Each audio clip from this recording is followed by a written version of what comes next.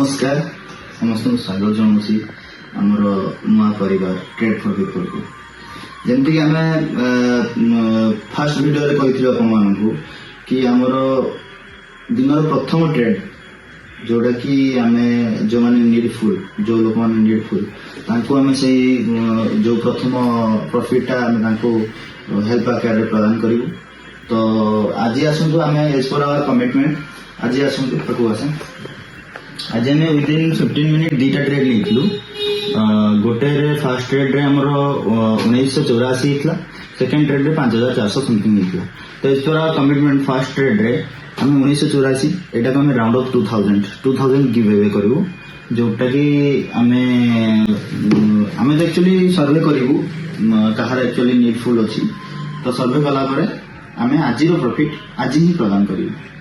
नमस्कार। तो as per hour commitment आम आज सकाल जहाँ भी प्रॉफिट करूँ फास्ट ट्रेड रे तो ताको आम आज डोनेट करने जाऊँ। तो डोनेट आकार रे आम आज आम परिवार मिसी निष्पत्ति नहीं आम आज जो मैंने रोड साइड रे सोचती कि जो मैंने शीत प्रॉब्लम फेस कर से आज ब्लैंकेट्स प्रदान करूँ। तो आसतु जीवा प्रदान करवा आमती कौन कर देखिए सीटा।